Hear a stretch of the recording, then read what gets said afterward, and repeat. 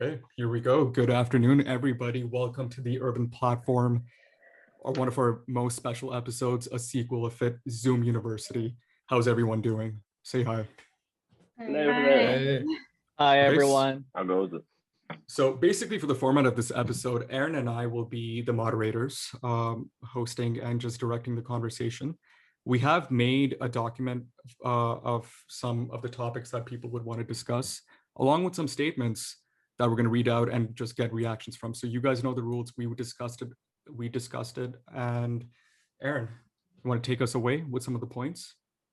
Yeah, okay. So I guess the first one I'm going to do, since some of us aren't done, I'm just going to do a little roundtable. How was your experience with online finals? I guess take two or even take three of them. And Yes. this is where you I guys guess can raise your hands. Yeah. I guess Go I'll ahead, Joanna. Yeah. So for online exams, I find that it was kind of easier to study for because I didn't actually have to memorize as much as things, because like most of the teachers say like, okay, yeah, it's open book, and like even though some of the teachers say it's not open book, made it more of situational problems where you actually have to read the material and stuff, which was a little bit more difficult than it would have been in class. But the finals have been more or less easier than in class. Did I you agree guys with that. did you guys have more like actual tests assigned for finals or essays? Because I had a little bit of both. Just one traditional multiple choice exam for me. I actually had, for the most part, my teachers assigned take-home exams and lots of essays. I know for the one class I had with Mo and Mason, we were in a class and the teacher assigned 3 essays to do in the span of a week. But so I don't know. They're definitely exam finals were easier in the sense that you don't have to. There's no memorization that really goes into it because you can constantly refer to your notes. But at the same time, I feel like there was some profs more than others a little bit of overcompensation because I feel like they know that exams would generally be easier. So the workload for a lot of my finals were a lot more taxing and time consuming. Yeah, I agree, Greg. And otherwise. And Fran, I Nick saw has his your hand hand, raised. or Fran, I saw you raise your hand physically. If you want to say something, go ahead. No, Then I we'll just go to wanted Nick. I just wanted to answer Mason's question. I think I've only, out of the 8 courses I had this semester, I think only 2 had like exams at all, and it was mostly written work or essays, and I generally used to prefer that, but I think for the first time I actually became more nostalgic for the days where you could just take an exam, just walk into the room, walk out, not have to stress about, oh, I have to wake up tomorrow and resume my exam, or oh, this exam is going to take me 3 days, I have to reread everything. Yeah. So it just felt like like everything that we found annoying about those 2 hours of exam time was stretched into like 3 or 4 days. Okay. Yeah. And Nick. Oh yeah. So basically, usually during like regular school times, our exams, because I'm in econ, our exams would be like math heavy. But because like we have open book, open notes, whatever, our profs made it so the exams are mostly theoretical. And I actually had one class where the teacher kind of took advantage of the situation, given the fact that everything's online, we have more time to do whatever. And normally profs would be generous, they'd be like, you know what, I'll give you an hour extra on the exam in case you have like technical difficulties. I actually had a prof do the opposite because he could give us more time.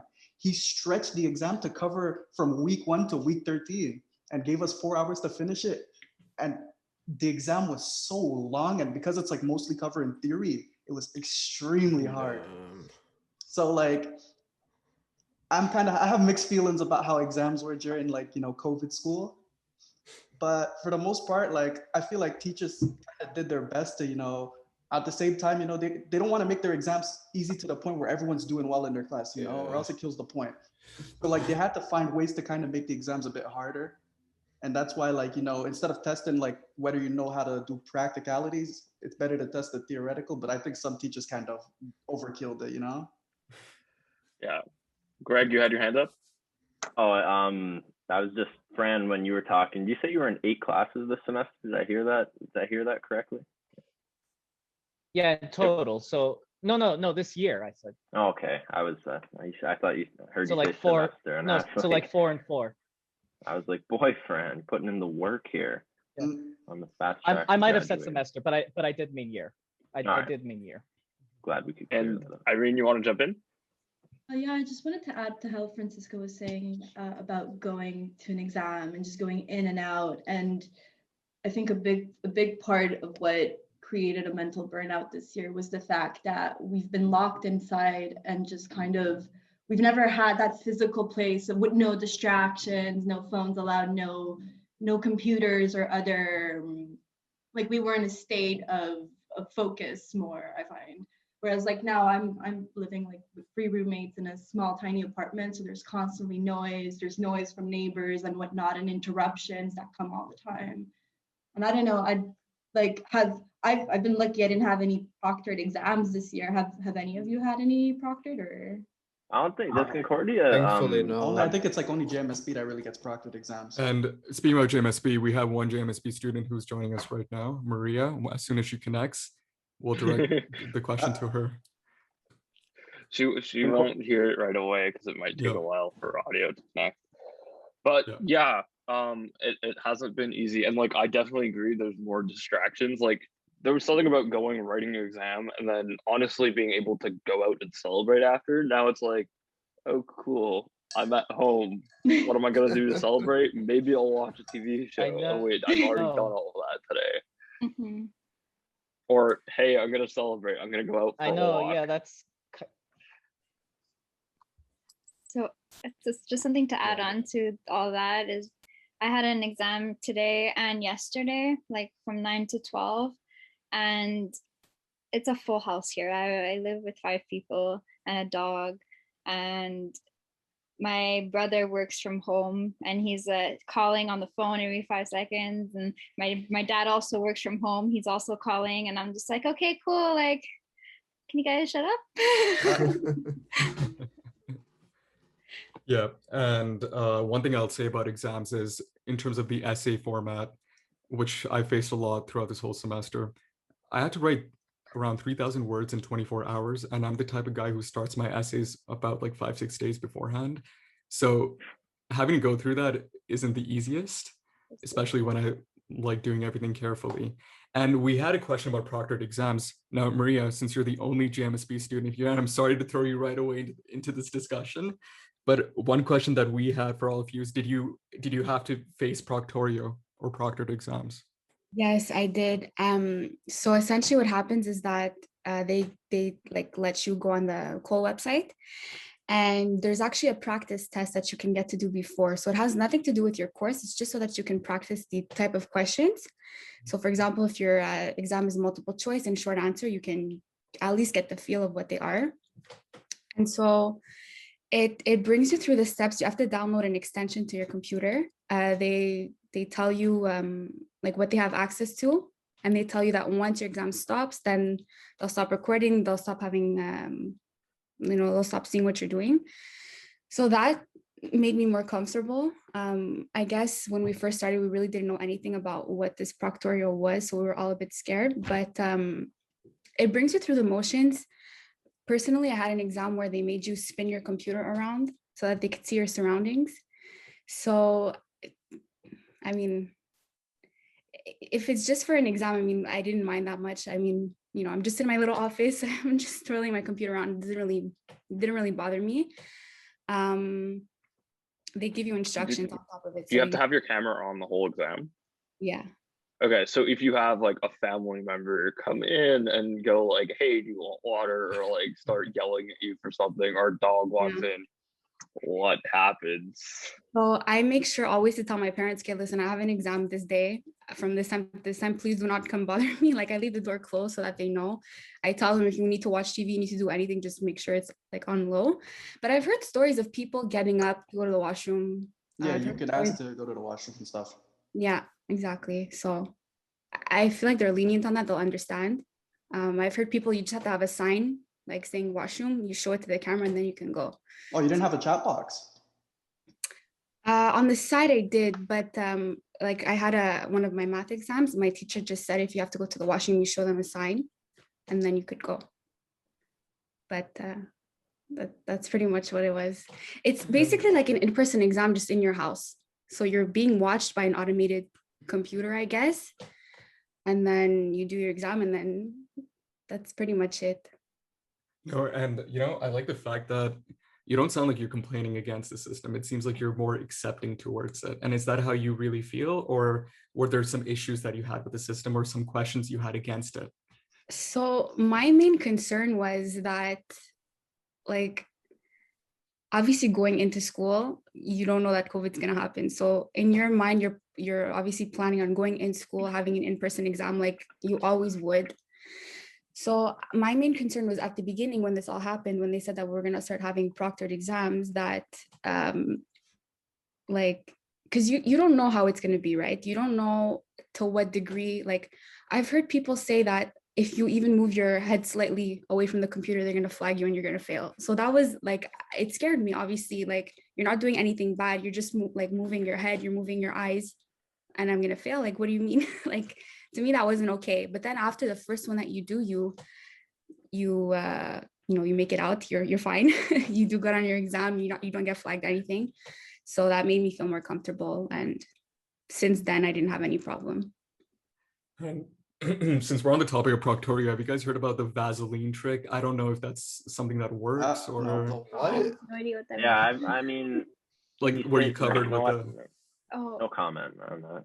no comment? We don't need to be Wait, talking what about do you do with the Vaseline? You tricks, cover your camera in Vaseline? Yeah, apparently, and then like whatever. No, but if they can't see you, they will tell you. Like if they're like, yo, something's wrong with your camera, they will let you know. I don't know. I've seen some weird things on social media, so I guess it's better not to go into them, right? Okay. Has Now- anybody had like internet problems? Or That's what I was gonna say Oh actually. yeah, Like, if you have like those exam windows that are like really like only like the amount of time for the exam, the added stress of having school online now is, imagine like you're always worried about like, what if something goes wrong with my internet? And our profs actually tell us, like, if you have technical issues, that's your own problem. Like you have to actually like, find a way to get around it. Like Seriously? I'm not forgiven Can with I- that. can I chime in here for 1 sec? Go for it, buddy. Okay. Just to circle back to the point earlier about like a lot of people doing the online school have a full household. For me, I'm in a household where there's usually 5 to 6 people in here at all times. So there was an instance where I had to do an exam, multiple choice. We had a 2-hour window to complete it. And the internet throughout the entire semester, me being home, there's so many people on the internet at once that sometimes there's issues with that. And I had, before the exam, the prof emailed and said, if you have any internet issues, I will not be accepting that as a valid excuse. Like, you will get a 0. And it's like, what kind of, that's not like, you gotta, what do you mean? What do you mean? What are we doing here? Like, it's like, I don't have any control over my internet went down for 48 hours. Just like Bell was having an aneurysm over there and they didn't get to, like, it just shut down. So like, how that's out of my control. So had I had an exam in that time, I would have gotten a 0. It doesn't seem very understanding of the profs who make that decision. Yeah. also, but from what I understood is that Concordia offered like solutions and something to do with the internet. And at the beginning of all this, I don't know exactly what it was because I didn't have like a big issue with my internet, but they offered several things like equipment, rental equipment and stuff like that. So I found that was pretty decent of Concordia to do. But yeah. yeah, it was like if you had no internet at all, then you were able to apply for them to pay for your internet, from what I understand. Yeah, something like that. But either way, like, no matter how good your internet is, you may be connected ground.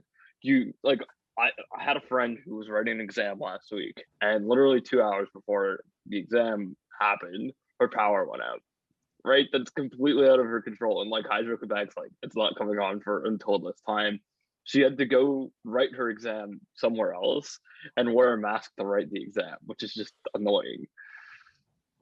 Yeah, I almost had to relocate for my exam last week as well, just because of internet issues. And I was worried about getting that 0, so I almost had to wait. It was a 7:15 a.m. exam too, so I would have to wake up and go to my brother's girlfriend's house to write this exam in her kitchen, which isn't ideal. All right. Great atmosphere.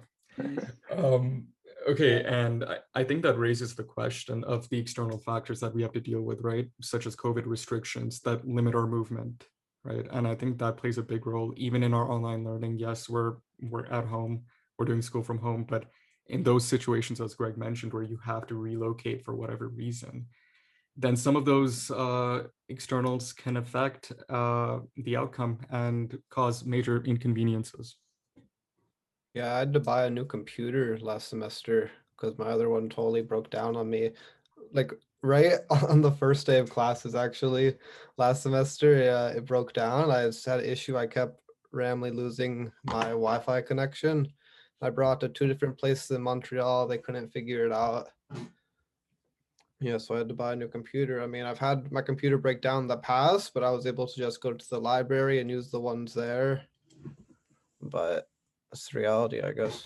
Yeah, Now I've you're had wa- computer problems all semester too, like Zoom problems. I'd be on a call at like 1 p.m., finish the call, whatever, would literally close Zoom. That's it. And I'd hop on another call at 2. Camera would stop working. I'm like, it was working half hour before. I didn't had that fully issue. understand it.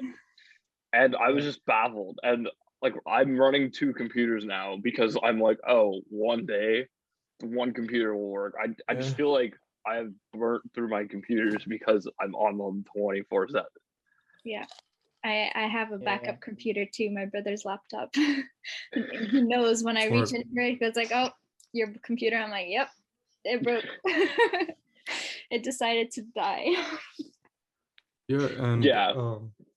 and one thing I'll quickly say to the viewers and those watching, if you're a Concordia student or from another university for that matter, if let us know how your university or Concordia has supported you through these times, whether it be with technical issues or just issues with the classroom. We'd be very curious to know your stories. Yeah, like I've heard like I haven't heard of any good technical stories where it's like my computer did this and Mhm. somehow everything worked. There always seems like a horror story. And so if you have any of those good stories where it's like, hey, my teacher gave me an extension because I proved to them that Hydro-Quebec was annoying, that would be cool. Actually, yeah, I have a okay, wait, he wants to talk.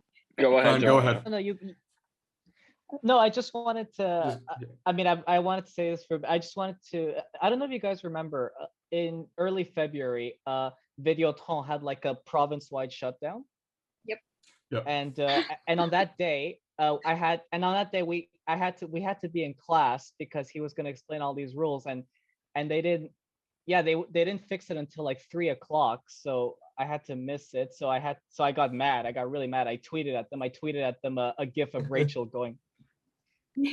Yeah, I think I saw that tweet. It was Yeah. pretty upsetting for me. Yeah, and Joanna, please mention Yes. your point now. Yesterday actually, I had an exam at 9 for finance, and we had issues getting onto the exam. Like when everybody's clicking exactly at 9, like half the class started like messaging each other, like it was like, my computer, like it doesn't want to open, like what happened to the link, and everybody's like panicking. And what my teacher ended up doing is giving everybody an extra 30 minutes to do the exam. So I found that was really nice and very supportive, because it's like, Sam, okay, she understands that issues might happen. Yeah. That happened to me last year, and it was like my first online final, and nobody was able to log on. And our prof was sending us emails, but like you can't really be checking emails during your final. So if you weren't checking your emails, you didn't know that the final was actually extended. And it didn't say on the software, so that was like really annoying. No, But me it said in the software that I had like Okay. 30 extra minutes, because all of a sudden it went from like 90 minutes to like 110. I'm like, okay, cool. I guess I have an extension. yeah, so we only found out like after the exam because we checked our emails and we're like, well, this doesn't work. Okay. Yeah, and I would say one similar incident with that was, and Greg and Mason know this very well, with one of our poli-sci classes, we had an essay due within the weekend or something. Oh, that And I was remember- what a joke. Yeah, All right, what a the joke. midterm that and the final, he says it's due at 1 p.m. All right, so Yes. we're getting all ready. We're busy. when after we submit it, we just see, oh, it's actually due at midnight. Like they changed the deadline, but there was no email or any announcement. So it's like we could have had a full extra day to work on it. And the best part is our prof or TAs would send us emails regularly throughout the semester in those eConcordia classes. So I don't see an excuse here for not informing us that, oh, you've given us a 4-hour extension, or no, you've given us till midnight to get it done. And here I'm rushing my essays last minute, which are a little sloppy because I needed the time. So Yeah, definitely. and you Yeah, can't even I'm out change your here. submission, by the way. Just one, that's one important thing to note. eConcordia is not like Moodle. Moodle, you can resubmit if you have time, you make your Oh, modifications, yeah. whatever. eConcordia, as soon as they take your essay, you're not seeing that thing again. You're done. Okay. Yeah, that was Now, unfortunate. To be good moderators, any last points you guys want to make before we move Actually, into... wait, I have 2 points I want to talk Go, about. go make the point, So please. someone was talking about, like, you know how you don't read emails during like a final and stuff. I actually had a prof. So I had an hour 15 exam, and our prof made a mistake in the exam, and he emailed us like 45 minutes in the exam saying, oh, by the way, question 2, it's a proof. So like, you know, if there's a mistake in a proof, your answer is going to be wrong if it's right. So instead of it being equal to something, it was supposed to be equal to 0. He emailed us 45 minutes into the exam. Now, I have my like email notification on my computer on. So if I get email, I get like a little ping. So I was like, I checked it and I saw it. But like, imagine if you didn't check your email and you answered that question, you would just get the question wrong. You would think it's right and you would get it wrong. And he didn't extend time or anything. Like, he was not forgiven about it. He was like, you guys should have checked. But isn't that There you external go. communication? And it's like, And no this prof external makes a lot, like, he always has like mistakes on like his assignments and stuff like that. Like, if he, every time he posts an assignment, there's gonna be at least 1 mistake on it, on average 2. And he would like, and if like, he usually gives us about 2 weeks. He usually posts it like 4 days late though, so 10 days, you know. And it takes him like a week for him to realize there was a mistake on the like assignment, you know. So you'd be done if you did the assignment in advance, you'd have to redo a part. And it's like, you know, like, you gotta proofread your thing, you know.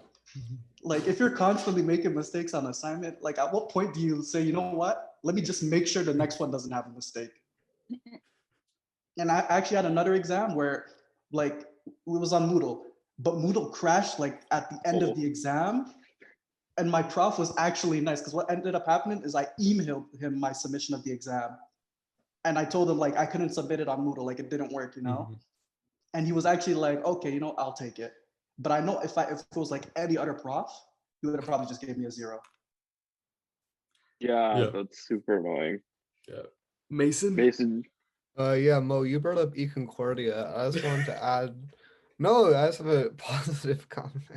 I wanted to add that like, this semester was my first time actually ever taking eConcordia classes. Last semester, I took all remote, like regular classes, and I just found it was a way better experience taking classes that are structured to be like meant to be taken online. Because yeah, you can tell the difference. Yeah, and Sure. the prof and also the class will, I mean, it'll make the difference in normal times, but I feel like that is especially true in the online format. Definitely. And you know what, just for the record, I love eConcordia system. I love They slap. They slap, Mo. Honestly, the eConcordia classes slap. Well, there's something good about it where you could literally do it at any time. And yeah, the only thing that you kind of have a time is like a set day for a final and maybe a time for the final, but you know it's so far in advance that you can plan around it. But you could do it at your own pace. And even if you like, even if you really want to get ahead, you could get like 4 weeks ahead. Yeah. If you fall behind, it's not the end of the world because you have a midterm, you have a final, and maybe 1 assignment. That's about it. It's great because you can fit it to your own schedule. Yeah. I love it. And if I could go back in time, I would definitely take more eConcordia classes. Yeah. And yeah. I wish they did more to offer class, like especially now. Some classes are clearly geared to be in person, but they just said, okay, we're doing lectures on Zoom. It's the exact same as it was before. It doesn't necessarily work like that. No. Yeah. I actually had a prof who, like, it was an in-class kind of class that was online, and he actually turned it into like an e-Concordia format on Moodle where he like posted everything in advance. Like, so as soon as the first week started, we had our lectures for the entire semester, and like he would post the assignments, I think like a month in advance. Like if you wanted to get ahead, you could actually email him if you wanted to like get started on this. Like if you told him like, listen, I got really ahead in the class and I would like to like kind of start the second assignment early, there's like a way around it where like he could like, you know, work around that. And I kind of like would have preferred if like all the classes were kind of like that. It would have been easier instead of having like, you know, up an assignment just popped up, you have 4 days to do it or something. Like, you know what I mean? Like with the Moodle being online and stuff, you kind of have to like keep checking, making sure something like didn't get added, making sure you're up to date with your lectures. And like, I feel like if it were more like the eConcordia, if it was a little more organized, it would have been a better experience overall. Yeah. And like I have to say, I absolutely hate Moodle. Chances are when I'm looking for something on Moodle, I can't find it because it's either in like some convoluted heading somewhere, or you just can't find it. Or like what I find, I've sent so many emails this semester like, hi sir, hi so and so, could you please upload this document? And it's like a simple, and they've uploaded it on their end, but they forgot to push a check mark somewhere and they don't remember where, so I literally have to sit there and ask them for it every time. That gets annoying, but I'm sure I'm not the only one in that boat. For relation to that story is when you're submitting an assignment, some teachers, you have to actually check off the box saying, are you sure you want to submit this assignment? And then press submit again after you said submit the first time. That happened to me on several occasions, and I'm just like, I didn't know I had to press submit like 3 times. Like when I say submit the first time, I think you submit, no? Wait, 1 second. That actually happened like during an exam at some point where I thought I had submitted the exam, but it like left me on the little, are you sure? And I was just kind of walking around the house. I thought I was done, and but yeah. Okay, one thing I just remembered, and Mason, this sort of goes to you. Remember that one class we took, GL, and remember we had to like we took a Moodle quiz, and every time you answered a question, you had to like confirm that you've answered it. Now, did you get affected by that? Because I remember you telling me you did not do it for some questions. Yeah, on the first one I didn't, but I think when the prof graded it, she must have seen that. Okay. Which is nice on her part, because you never know, other profs could just fail you. Yep. It seems to be like your experience can be very affected depending on the prof. Okay. So I think this is our transition period, unless anyone else wants to make any more comments.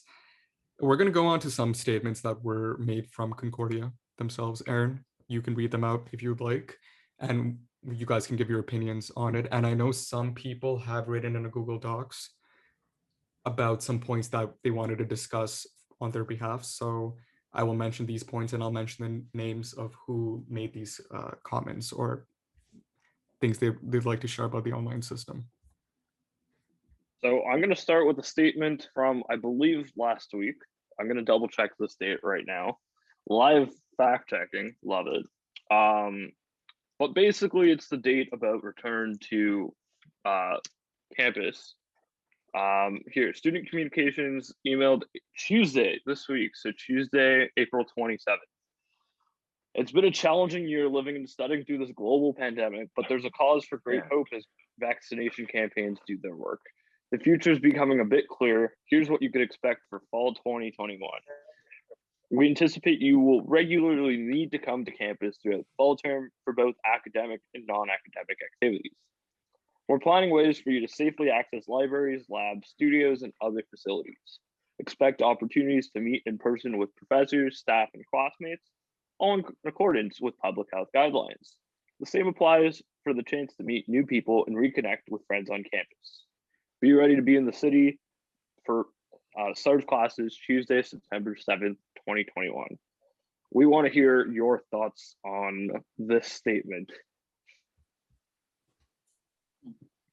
We're back. We're back, baby. We're back in action. No, but it's only limited though, right? Because I heard there's been rumblings in the grapevine of a hybrid semester that Concordia is planning on doing. Is that? I Is heard that the about case? that too, but nah, this one, like now they're saying it's gonna just be fully open. What I suspect is if you're in like a 200 level class where you have something like 200 people in the class, there will be Yeah. hybrid opportunities, but you will still have an in-person component to most, if not all, Not, classes. but from what I heard is it's like the prof's like decision. Like if he wants to Yeah. continue like teaching online, it's his choice. But if a prof wants to teach in class, it's actually your responsibility to show up to class now. But they will have it recorded. Like there will be more technology in place for these classes than before. Yeah. Okay. Mason? Yeah, speaking as an international student, Concordia announcing at this point that we should plan to be in Montreal by September is a bit too last minute to, especially with Canada has not done away with the 2-week quarantine rule yet, and not gonna be able to find a place to stay or anything. So at this point, I'm still planning on staying home this fall, and hopefully things are more back to normal in the winter, a bit more certain. Wait, Yeah. so Mason, are you not taking any classes in the fall? I'm gonna take some online. Oh, some Concordia classes? Yeah, All sorry. right. Some GPA boosters, if you will. All right. Okay. Any more comments on that The, statement? the only thing, go ahead, friend. No, it was just I just want to say what you were pointing out was interesting about the taking it from a case-to-case basis. So like, yeah, I could understand if you were taking a class like in the amphitheater, for example. You know, you don't want, they're probably not going to fill that up, right? Yeah. They wouldn't fill it up. Yeah. So, but I think I mentioned this on the last podcast. I was saying that I think it'll be really good for the morale of a lot of people if they could go back and have some form, even if it's just, I mean, I'm speaking for myself here, but even if it's just 2-3 times a week, you know, I'll take it. You know, it's something. Yeah, 2 or 3 times is better than 0 the whole semester, I'd say. Better than I looking mean, at some people's people screens. like it because I get to do things at my own pace, but nothing beats an in-person class. Yep. And one concern I'm actually having for international students, and specifically the ones who are the new students who are joining in fall 2021. Now, does anyone know? This is a question out for everyone here. Is Grey Nuns back in service? Are they taking? Were they ever residences? in service? Is the real question. I'm just kidding. Does anyone have any I don't- information on that? I don't know. I don't know. Yeah. They didn't really mention anything about it. Okay, because assuming they're not in service for whatever reason, rent rates are hella high now in the city.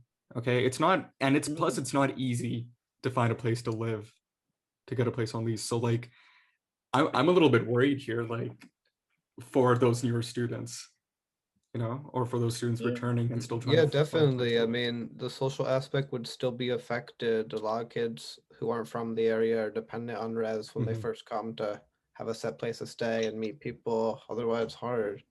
Yeah. Just a thought there. Yeah, well, I mean, you heard what the premier said the other day, right? You can get an apartment for Yes. $500 in Montreal. He clearly doesn't know what's up. Or I don't think he knows how much an apartment costs in Montreal, but I don't think he's ever had an apartment in Montreal. So Nah. Or what times are you You could living probably get one. You could get a $500 rent if you're in an apartment of 5 or 6 people, maybe. yeah. But Maybe. not just on your own. in? No. Unless you opt for social housing, which I don't know social housing Oh. is actually like at that rate or even a little higher, but I don't have those facts or numbers, so I'm not going to say anything more regarding that. But it's No, like, good question. I should look into that. yeah, no, Just see what the just facts are. yeah, okay. And I guess another question on that note is if you're on campus, you're going to class, and then you get an email saying you have to isolate for 2 weeks. How would you all feel about that? Do you foresee this being a problem where you go in, Yeah. you have a class, then you don't even know which class you're isolating because of, Yeah. and then you go back in another week, and then they say the same thing. Hey, somebody in your other class tested positive. But it would be like a chain reaction, no? Because if like someone Yeah, the got whole tested campus positive, would. like everybody who has to isolate probably took their other classes, and then everyone in that class has to isolate, and then Yeah, we're back and- on online school. And there's no social distancing in like the hall building. Like there's no way. Especially on the escalators. Exactly. And most, No I don't know if it's the same thing at JMSB, but I'm at Loyola campus most often, and most of their classes do not have windows, do not have any kind of air circulation. Yeah. So like, there's no, I don't picture it. Even though my classes are smaller, they're like about 20 to 40 people, so like a lot smaller than JMSB classes, and Yeah, 200 level classes for sure. Definitely. Yeah. No, I agree with Mace though. Can you guys imagine social distancing in the tunnel? The metro Yeah. tunnel? No. Yeah, you know Dude. that day that they put the tape down as an experiment and they tried making people walk one way? That's not happening, right? Like even walking on St. Catherine or walking on Maisonneuve. Yeah, there's no social distancing on the sidewalk in Montreal, let alone the bus systems. Because Yeah. like, I live in the West Island, so like I still have to take quite a few buses to get to where I need to be. So definitely, and the amount of times I've taken buses, and like I'm just like squashed up against the door. I'm like, okay, now what? Yeah, I ask myself the same thing. Like, how's that going to change next year? What, they're going to say more buses? Okay, where are these buses coming from? The REM.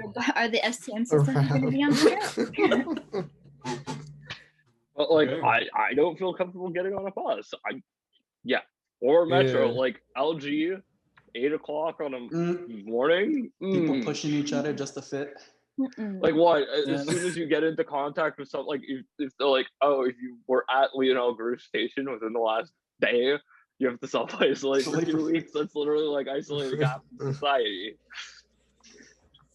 But then again, they are saying that we're supposed, like 18 plus are supposed to get vaccinated by the end of the summer. By May, Mhm. I believe. You can May make- 14th. Yeah, make- starting We to can make go the like, appointments as of May 14th. Yeah. I don't Ontario is 28th of May or something like that. So Yeah, I don't know. I will make this. I mean, but the spiel. Ontario government, for whatever their word is worth, given they've fumbled a lot of promises in the end stages of the pandemic. Yeah, I will make a little spiel here. Do inform yourself as to when you could get vaccinated. It differs from province to province. It differs from city to city within the same province. Don't go relying based on what you see on the internet. Look into it yourself on the internet. Definitely. And don't try skipping the line. Follow the system, because I know a few people who've definitely skipped the line and gotten vaccinated already. In our age group are a little bit older than us, so we don't encourage that. No matter how much you want to experience normal life again. How Just be is that? fair. How are they able to jump? Like, how are they able to do that? So I'll tell you one incident. One guy claimed that he had a chronic illness and managed to skip the line. Claimed or like they didn't? What, they didn't do no medical No, background check? it's Yeah, funny they because just. it's funny they didn't ask a single question. Yeah, like at least in some places they're legally not allowed to ask. So you Isn't could. that dangerous though? Like, if you don't ask someone like what their medical background is and give them a vaccine. Thing is, I was confused because when you provide your they ask what you're allergic to, but like if you're like diagnosed with anxiety or if you're diagnosed with like autism, Asperger's. No, but me, I was any of thinking that. like more like stuff that like suppresses your immune system, you know? If you give someone a Oh yeah, vaccine no, that suppresses like the immune those system. those are more serious conditions, and like you do have to specify that. But it's open to anybody who has any mental disorder or any social disorder or any Awesome. pre-existing health condition. So as long as your physical health is intact, you're good to go. No, if your physical health is intact, yeah. They don't care about your mental health, okay.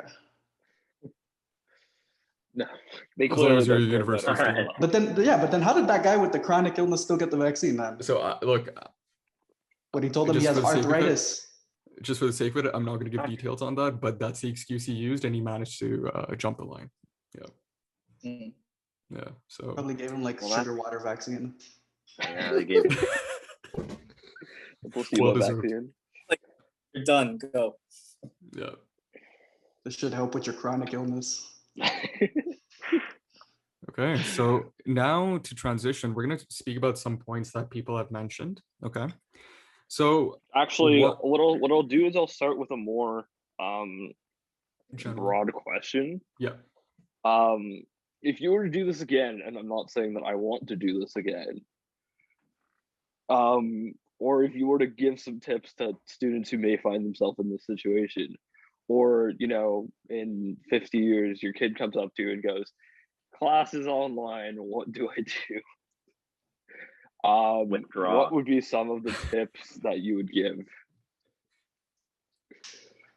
So Greg, you said drop. Okay. No, Anybody I'm else? kidding. I didn't do that. So like, I mean, I would definitely think that's an option to consider, given how challenging the online I stuff think- can be. But I didn't do that.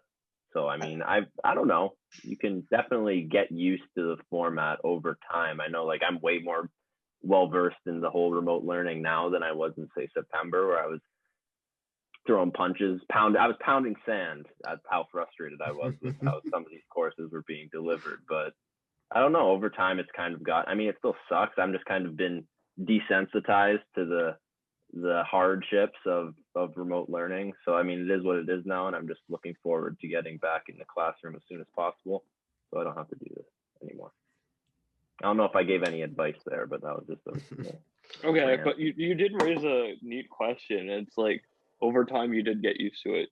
Over time, would you say that classes have adapted better? Yeah. Oh yeah. Yeah. Like, especially even from not even the whole year, just from the start of this second semester or this winter semester to the end, I had profs constantly making changes just to get it right.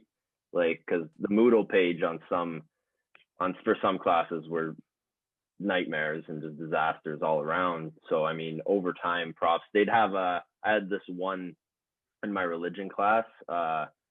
She would do weekly polls and just ask questions based on like how the class is formatted and like the delivery of the material and the assignments and whatnot. And yeah, she would just use that on a weekly basis to kind of develop the class to a more student-friendly approach. And I feel like more profs definitely could have done that, because I feel like some profs in turn kind of just didn't do that at all. Like, they wouldn't consider what the students were feeling or what they thought was working or what was not working. So yeah, I feel like over time, some profs definitely did adapt their courses to be more accommodating to students. Yeah.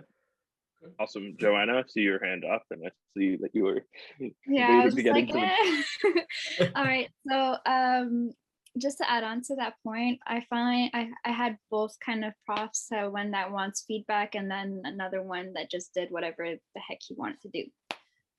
And I believe because the very first semester when things were all online, a lot of my teachers gave so much more work, like readings and more like off times, like not during class time, not during Zoom sessions, a lot more work, which was very stressful because I still work at a bank, so I still had a job, and like I found like, okay, these teachers think I'm just sitting sitting at home doing nothing, but I'm just like, this is very like high stressful level. Like, I was so stressed and I was not having it. And then at the end of the semester, that same teacher, actually multiple teachers, they send us like a survey, what's it called, a survey, saying like, how can we improve? What didn't you like? What did you like? And things like that. So I found like that was very, very like useful, because after that, I told the teachers, I was like, listen, like I find that you guys had so much work and I couldn't keep up. Sometimes like I skipped reading some weeks, and then like it felt good just to say it out loud, because like obviously in my program there's teachers that I've had before. So like I had like this teacher 3 times now. So I told her straight up, I'm like, no, this is too much. So, and then there's another teacher where she didn't even ask anything. And I was just like, okay, I'm just not gonna like focus on my other classes because she's like giving so much more work than others. So yeah. Yeah, and it always helps now that they offer you're allowed to take that pass notation for a class should you do poorly in it. So That didn't happen for my teachers. So some of my Really?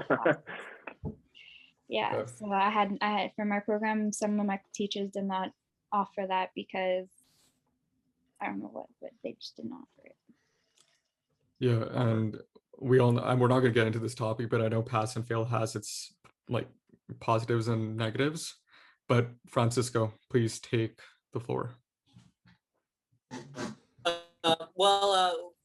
I was just thinking about the question that you were saying of like, what if I could do differently, or what advice would I give? You know, I'd probably give the same advice that my therapist gave me, because I spoke to her twice, I think, this semester now. So at the very beginning, right, when everything started back last year, right, I was very I very much kind of conformed to everything. I was like, okay, well, they're saying you can't leave, so I'm just gonna not leave, be overprotective of myself, you know, and all this.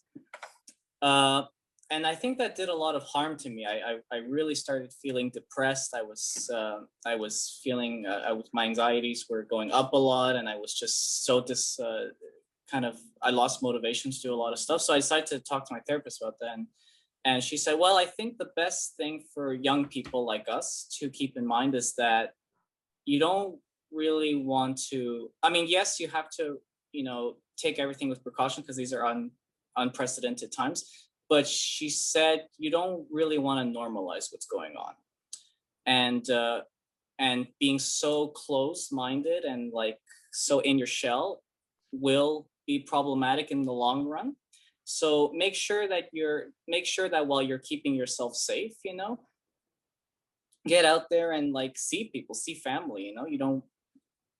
And I think that was my mistake, you know, in the first semester, especially, you know, first semester I saw no one. I locked myself in my apartment, you know. Now I feel a lot better, you know, because I really took that advice, and I've been able to keep in touch with people. So that kind of helps you. It'll help you. The impression I got is that it'll really help you once this is all over to kind of feel more relieved, feel more happy about it, you know.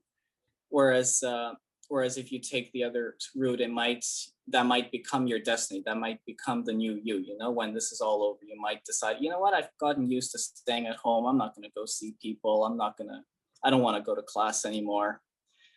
And I was really worried that I was heading in that direction, but thankfully I took that advice, and I think that's the same advice I would give to others. Yep. No, and very well said, and thank you for sharing that. I know it's a little personal, but thank you for sharing that. We all appreciate hearing it. And before we move on to the next transition, I'll say one thing, right?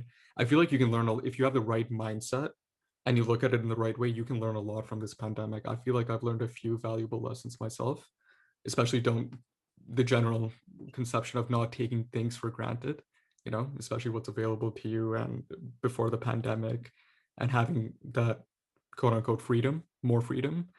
So yeah, I say just like go through it and learn from it, and you'll realize a few things along the way. Okay. So before we move on to the next point, I'll give anyone else the opportunity to speak on this question that Aaron asked. So some advice that I would give is just, if possible, 'cause I know it's not always possible for everybody, but try to avoid classes with group projects, because at least in my experience, it's not easy to do online and communicate with everybody. Yeah, me and Mason can attest to that. Right? Big time. Some bad experiences with the group assignments. And if you're gonna assign group assignments, make them like 2-3 people, 4 at most. Not like I don't need an 8-person group trying to get on the same wave as to how we're gonna do this, because I mean, and then half of them don't even respond in the Facebook group, and it's a disaster. So it definitely depends on the type of people that are in that class, because I could say positive and I could say negative things about it. Definitely. Like I've had actually a group project with Mo, and that was something, because Like I felt like I was like stress testing, and I'm like, no one's doing their things properly. I'm like, what the heck do I do? So like it was something, because like I was, without having someone that actually replied to me, I would have probably like broke down, and I'm just like, okay, well, this is not happening for me. So like that for sure, like having some kind, like the people in the group like that you don't even know, it's something that you actually always, but you always have to rely on it in person or online. So, but I feel like a lot of people kind of like, okay, no one could see that I'm online, or no one could like, I could just ignore this person's text because it's not as important. But I've had some good group experiences. But then again, I'm in a program that I know most of the students in, and that I've done projects with, and it just depends on the situation, of course. Yeah, like I'm not saying that every group project is bad. I know for one of my classes, I was assigned a group at the start of the semester, and we had to do these weekly reports every Wednesday, and everyone got their, like, we did a good job communicating. Everyone got their work in on time. We were able to synthesize all our ideas into one coherent assignment, and we would hand that in. But in turn, I definitely had more negative experiences the larger the groups got, because it's just more people to try and keep on a leash. Yeah. One thing I found super helpful, if you know that there is group projects in the semester, don't be afraid to ask the teacher like week 1 or week 2 of class, hey, are we gonna have time in groups during the semester, right? Sometimes they'll be like, nah, you don't need any group time, you're not getting any of that, I've got too much content to cover. But sometimes they'll be like, you know what, yeah, I'll incorporate some group time in the semester. And it's like, even on Zoom, okay, you're technically all there for class, especially if there's participation grades, but you're all physically there. Or like if it's in person, it's the same thing. You're all physically there. And if you throw it up like last minute and be like, hey, we're doing group time like right now, and nobody's in class, that's a problem. You have to like make sure that it's advertised. So if you know that it's happening, say, hey, group time next week in class, everybody be there. Yeah, that's a big factor too, that the teacher needs to know too. And one thing I'll say is, which is a completely unpopular statement, but in these last 3 years, I haven't had any issues with my group. Like, I felt like for the most part, sure, there would be 1 or 2 people that were like just incompetent, for sure. We've all gone through that, but in general, the whole vibe and the result turned out to be pretty damn good. So I'm very fortunate to have great teammates, and shout out to all of those guys. So in this case, in this call at least, I would say it was Mason, Aaron, Joanna, and Greg. Brian, did we ever have a group together? I don't think we had a group together, right? Excuse me, first semester? What was our group? I fully forgot. Housing policy. It was 260. No, we weren't in NERPS 260 together. He wasn't in your 260 group. You were in my 260 group. I'm muted. It's 250, Fran. 250, he wasn't 50? in our Yeah. 250 group. 250, you weren't in our group. Don't talk I know about the we groups for 250. I'm gonna get World War II flashbacks from those groups in Herbs 250. Yeah, so shout out to all of you guys. You guys are great. And now let's transition. Okay, because I think we've had a good half an hour so far on this episode. Oh, really? Or actually, I think almost an hour. Okay. Yeah. Okay, yeah. I was about to say, I'm like, that's one heck of a half hour. So for everyone on the podcast, thank you so much for taking the time. We're going to go into our last segment of the episode, and then you guys are free to go. Okay, Aaron, should we take this away? Go for it, Mo. Basically, there's some discussion points that people have brought up on a Google Docs, which I will read out, and you guys can give your opinions towards it. We may have covered some of these points already in our initial discussion, and throughout everything that's been said so far. Okay, so one student, her name is Chloe, and she said, with everything being online, I found that the line between school and personal lives is blurred, which can be mentally draining. Because of this, I've noticed a lot of students expect profs to be disposable to them 24/7. Now, what do you guys think about this statement? So I've sent way too many emails, but at this point, I set a guideline where I expect a response within 2 days, if not longer. So I make sure that it's not pressing and it's not like it needs to be answered right now. I could get away with it being answered in a couple of days. If it's like a very urgent question and it's like I need this yesterday or this is like due tonight, I need an extension. What I would do is like find a way to get them on at the end of class and ask them urgently then, because otherwise they lose track of it in their emails, and if it's like super urgent, they forget about it at some point in time. So I just like ask at the end of class or beginning of class, like when they're setting up all their screens. Um, yeah, but profs are human too. They're not there 24/7. I personally don't send emails on weekends or after like 5 p.m. because I know I won't get an answer, but I try to keep them within reasonable working hours. Yeah, and it's like how we all believed that teachers lived in school when we were younger. Okay, Nick, go on, buddy.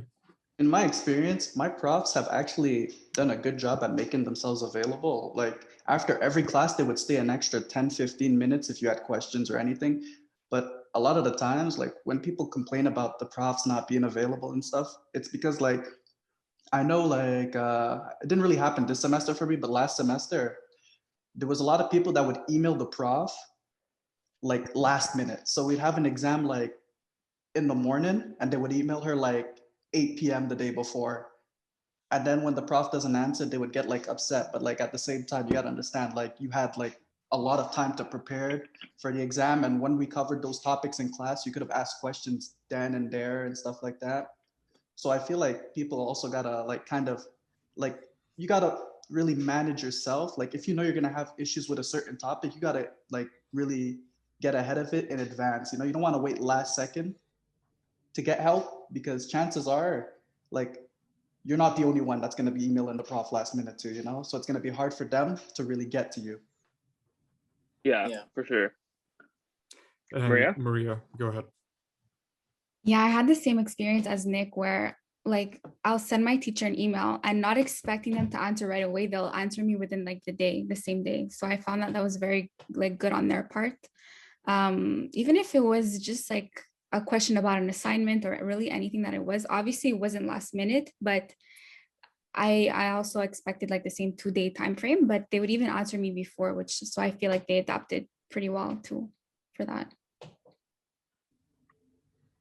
Yep. but I find getting on a Zoom call is sometimes a lot easier than asking for it in an email. So like if they have office hours, I mean like office hours aren't really a thing, but like these are questions where if you were in person, you'd literally just go knock at their door and be like, "Sir, I don't get this question," and he'd be like, "Here, I'm happy to walk you through it." And then like 2 hours later, you're still in his office. But you can't really get that over email.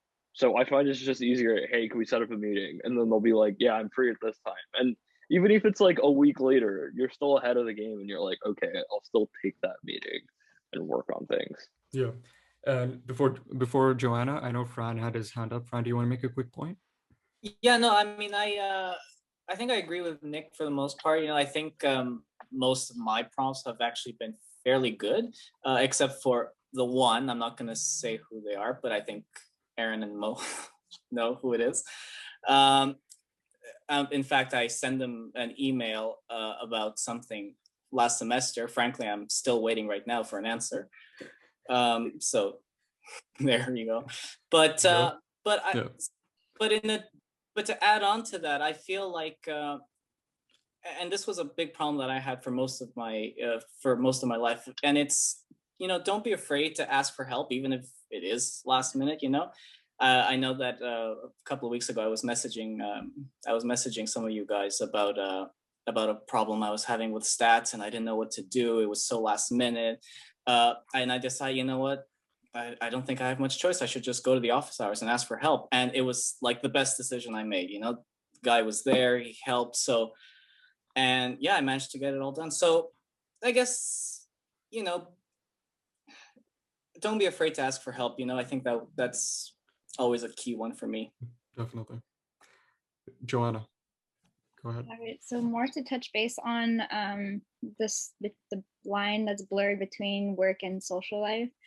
I really felt that in the first semester, because I felt, okay, right after my class, I was continuing to study, or like there was no like downtime that I took between class and study.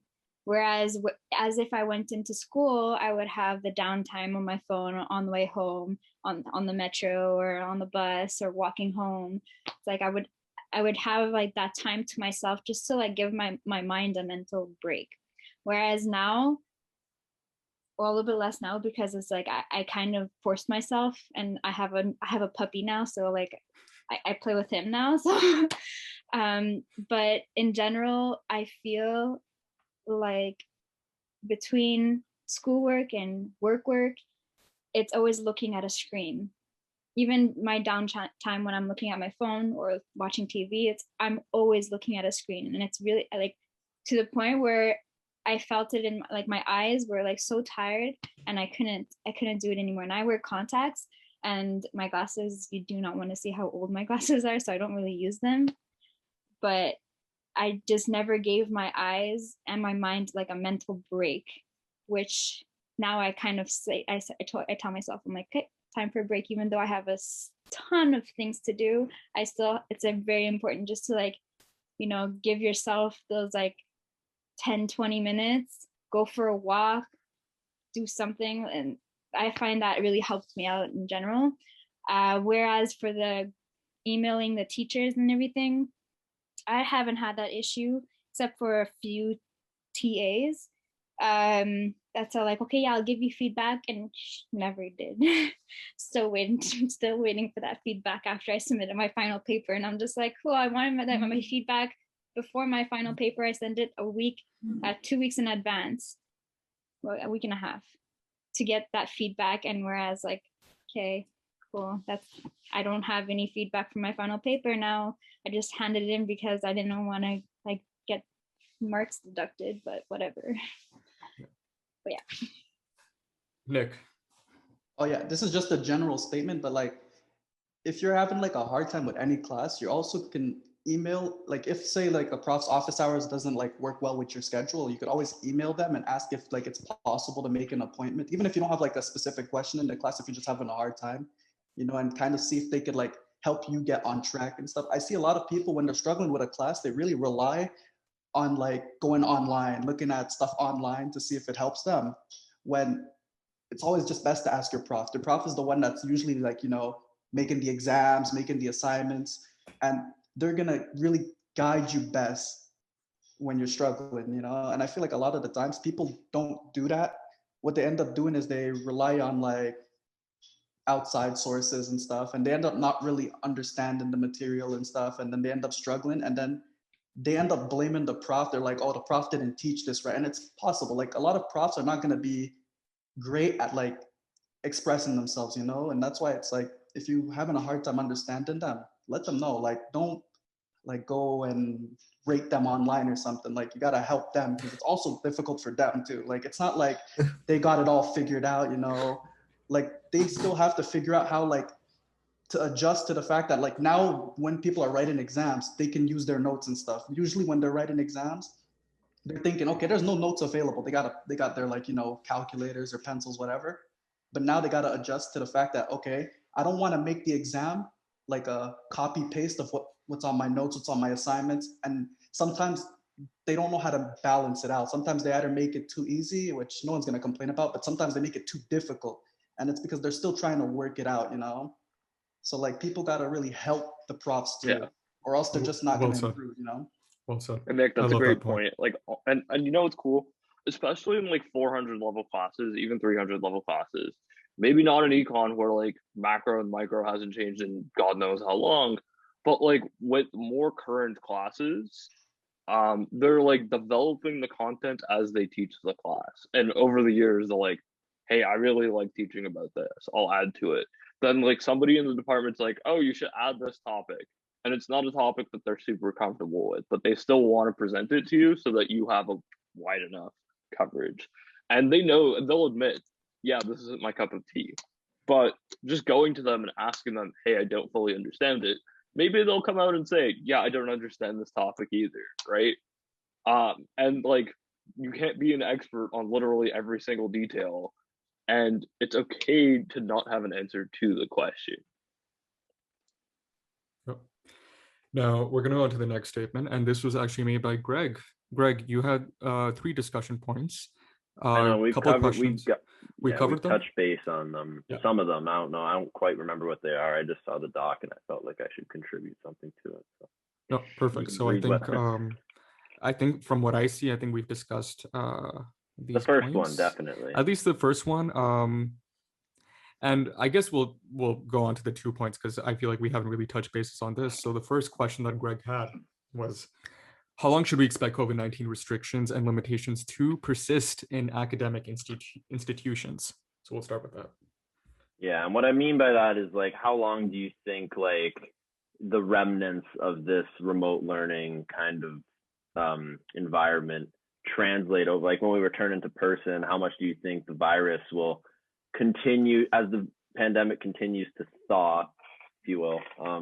How will that kind of alter or change what we were used to before all of this? Like, would you think how quickly do you think we'll be able to get back to normal, and how long do you think it will take for these limitations brought on by COVID to kind of dissipate? So I'll give you my honest opinion. I was reading that question.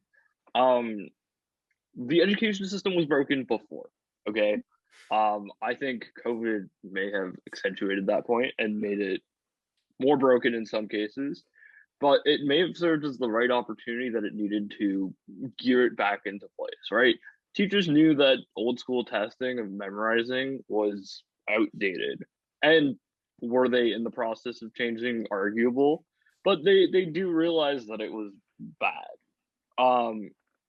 I think there are some things that will be more convenient. Like, I don't know about you, but I find with online learning or remote learning or whatever you want to call it, COVID crisis learning, there has been a shift from questions as who is X, Y, and Z, but it's more a matter of getting you to think of why or how.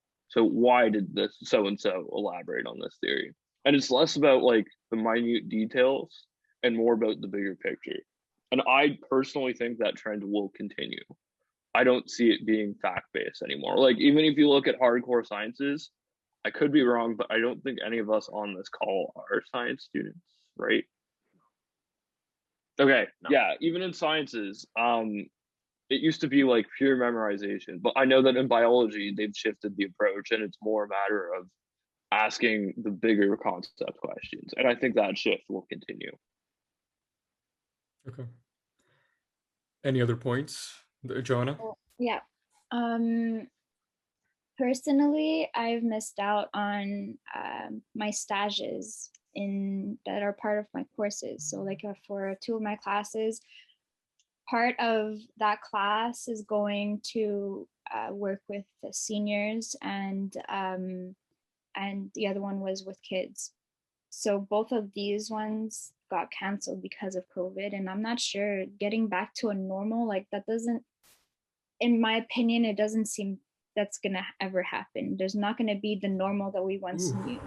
So there's gonna be like a slight change, or in whatever things we do, like maybe like in the far future, but I don't see it happening when I graduate. Let's just say I have a year left, so I don't see it going back to a normalcy that once was. Because I specifically with the programs and the stages that I was supposed to take, they're asking students that take metros and buses and whatever, and going to senior homes and going to see kids and with disabilities and things like that. So it's like I don't think it's gonna reopen that easily in that case. Like, we've been trying to do things online, but it's not the same. And that's just my opinion. Like, I don't think there's gonna return to a normal like event. Yeah, And go ahead. Okay. Yeah, I mean, unfortunately, I do kind of understand that argument. I know I have some family members who are of the belief that we might never stop wearing masks, for example. Like that might just be a behavioral thing now, or people might just be overcautious. Or you never know, maybe it won't go away. It'll just keep mutating and mutating until we just decide, well. So, but I'd like to think that current restrictions, it's a tough one. It's a tough one to call because you don't want to look back at this video a couple of months later and think, oh, how wrong was I, you know? So, but a part of me does kind of believe that our behavior, our attitude that we're expressing right now, that might not change, you know? So there's the question of what restrictions we'll have, like, you know, from governments, and also how we approach life, you know, post-pandemic or during the pandemic, you know? So, yeah, it's a tough one to call, I'm afraid. Me personally. Yeah, and in terms of restrictions, I've seen people go a little bit overboard with them. Well, at least I think it's overboard. You guys can contest against my argument, but I've seen people wear masks in their own car when they're sitting alone. So I don't know if they think that like some of the air coming. I don't know, but yeah, Greg, go. I would love to ask why. I've heard some people say like if they're going, say, from like a grocery store to some other public place, they'll keep their mask on because they don't want to take it off in between to risk maybe. I don't know. I agree. Like I just keep it on out of laziness, right? Like if I'm driving from one store to another, and maybe it's like a 10-minute drive, I don't see the point of, like, it's more of a hassle to take off the mask and then put it back on after. So I just keep it on. I don't care. Yeah, sometimes I forget I've been wearing it. So. Yeah, I'm just used to it at this point. God damn it. But I do think that like the normal that we had before was not 100%, and I don't think we are going back to quote unquote normal. But I think it's an evolution of normal. Academically or like in general. Yeah, I agree. Right, like there's some things that we took for granted before. There's some things that we took for granted before, like public spaces, right? They were just there around the corner from our house. And chances are before a year ago, you weren't out and about like having picnics on the canal or going for bike rides or being out in the city. I think that has been changed. And like people have come out and said, oh yeah, I never used to walk before the pandemic. Now everybody's saying like, I would happily walk after the pandemic or still during the pandemic. And that's just a shift in mentality too, where they're like, oh, this is a new activity that we do.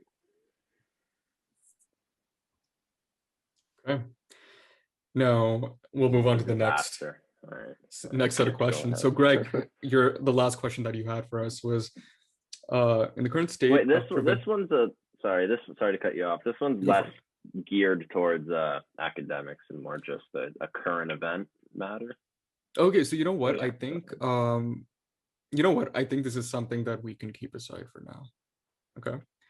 So we'll move on to Mason's discussion point, and something that I found pretty interesting and something that I was thinking of. When classes return in person, it may be challenging to transition back to traditional study habits. So basically, an example is you can reference your notes during exams, whether they were open book or closed book. So what are your thoughts on that? Mason, you take it away, man. Yeah, exactly. We've touched on this a bit before, but like my study habits have definitely changed. And I feel like we said, there's just so much less memorization and stuff. And I feel like it's a bit easier studying for an exam, knowing, I can always go back and rely on my notes if need be. So as we transition back to a more in-person system, I think that will prove to be a challenge, at least for me personally. Yeah, I think that's a great point, because I mean, for me, if you count the winter 2020, when it kind of got cut short in the middle and moved to online in the middle, if you count that, I've now had 3 full semesters where I haven't had to really write an exam without my notes by my side, or I haven't had to do any sort of work without having like references immediately available. So I feel like going back into a classroom and having an exam put down in front of me that I'll actually have to study hard for, and I'll actually have to memorize a lot more. Like, I don't know if only time will tell, but I might be out of touch with that. Out of touch with that ability, if you know what I mean. Because I mean, God, I mean, can you imagine that? Imagine studying for an exam and not just control Fing reading. Okay. And I feel like there are going to be control F. I feel like some people in this episode will go against that, because I know some people who will still write their notes consistently. As if it's. I take notes and like I still go through like the material as do. It's just it's not just like the rigorous. It's more so like the rigorous preparation of going into an exam where you know you're not gonna have any resources there with you. It's like you kind of have that sense of security now. It's like, okay, I'll study, but when the exam comes and I don't know something or I get stumped, I can whip out my textbook or I can whip out this Google Doc and control F keywords in the questions. Definitely. Yeah. And Nick, go ahead, please. Control F, greatest tool on the planet. Yeah, on that topic, like I feel like when you're coming back to school now, not only are you gonna have to go back into like the old habits of studying, but like you don't know what to expect on a test now, because now profs are used to making a test where it's easy to refer to your notes to answer a question. So if they keep that same format, you're gonna actually have to study a lot harder than you studied beforehand, because now you're gonna have to make sure not only do you have like the theory and like imprinted in your brain, but that you're going to be able to apply it in these different questions now. So now I feel like they might even make the exams harder coming back to school, because they're just used to making their exams in that form now, than it was like, pre-COVID, where it was like really just memorization. Yeah, it's going to be tricky, because like, I mean, are a lot of students even going to be able to, like, if I'm going into my 4th year here, so it's like, am I even going to be able to shift back into that gear where I'm like, it's been so long, I can't even remember the last time I have to write an exam without any type of resource. Like, I always kind of feel good going into an exam with the remote learning. So I really haven't been stressed out about writing an exam in a while, because I always have that sense of, all right, if all goes south, I have my notes, I have the readings with me. So yeah, I don't know, like, going back to in person and having the more traditional exams we're used to I don't even know if I'm going to be able to do that. I might start swinging punches in the air and yell and leave the exam room if it comes down to it. Yep. Nick, you still have your hand up. Do you have any points to make? Nah, I'm good. No, you're good. Okay. Any other points to make on this topic? Aaron? Nothing? I don't have anything, no. Okay. The only thing I'll say about this before we transition on to the next point is that, I feel like if our exams teach us how to use our resources available, since we will have these resources that are more accessible in our careers, right? If our exams can teach us to, write good notes and use it efficiently, knowing exactly what to gather from the lectures and how to apply it into your exam, I think that's also a great alternative to memorization. So that's one thing I'll say. If you agree to disagree, I think it could work if implemented properly. It is a challenge at the end of the day. Okay. Now, I had a few discussion points, but I will skip over one of them because we spoke about it. So now, I'm sure all of you guys have experienced this, but in our Zoom lectures, have you guys ever been put into a breakout room where you have to speak to people who you don't know? And I see a few grins here. Yep. So spoken, like, whether it be like a question that the teacher posed about the reading or about some points that you want to discuss, and then you'd face people who don't have their cameras on, or you may be one of those people too, or don't even speak at all. So what do you guys think of the breakout room system? Because in theory, it's an idea that's supposed to work if you think about it, like to increase that interaction. But so far, it hasn't worked. And we will take on the first point from Mason. Mason, on my screen, you're first with your hand up, so go ahead. So at least in my experience, like I've found when you go into a breakout room, everyone is kind of not talking about what they're supposed to talk about until the prof enters the room, and then everyone kind of like makes up some bullshit about what they're talking about just to make it seem, But I've also had experiences where some people in the breakout room just sit there with their camera and mic off, which I find kind of lame because it's like none of us really want to be doing this, but it's like, come on, Don't like. Right now, Mason. Yeah. If I can, have you ever been in the breakout room and failed to turn your camera and microphone on? Has that ever been something you've done? I've not turned my camera on in the past, but I've always turned my microphone on at least. Always contributing. I mean, I'll contribute if other people are contributing. I mean, I'm definitely not. I've never led a breakout room discussion. Yeah, I think like a lot of people are not used to taking the role of being the icebreaker, starting off the discussion, starting to bring those vibes and that, okay, let's get this going, let's get to know each other, let's talk. Okay, now we have Irene next on my screen. Yeah, I actually really enjoyed breakout rooms. I had a prof in my 400 levels that restructured his whole class by giving us the lectures beforehand, making us do the readings by doing little reading assessments, right? Little reading responses that were due before the actual discussion class, and he turned the assigned time slot for the lectures into a discussion. And what he would do is basically start off the little discussion himself with little topics. He would pre-assign topics, and then we'd go into these breakout rooms. And I really enjoyed that because in a class where even just being 20-30 students in a class, it gets hard to want to even interrupt the class to say something or to speak your mind. And have little breakup groups with 4 or 5 other students, you get to know the people in your program. You get to actually discuss the material and interact and participate rather than just even having the camera on and standing by or just watching a screen over and over. You get to actually interact with them. So I personally really enjoy breakup rooms. Awesome. It depends. You'll get breakup rooms that, again, you're speaking to, black screens and a little green dot, and that's it. But it's really, it pushes you to participate more, I find. I like that. Nick? Well, in my experience with breakout rooms, the thing is, most of my classes are math heavy classes. And for one of my classes, our teacher made a breakout room and he gave us like a math question to solve. And it's like, how do you really discuss solving a math problem? So we're just like all there, like, so what's the first step? What's the second step? It doesn't make sense. Like, either you know how to solve the question or you don't. And to me, it was just not, it just made no sense. Like, it just didn't make sense for like the class itself. Like if it was like a read heavy class or a theory heavy class where you're discussing like different ideas and stuff, that's one thing.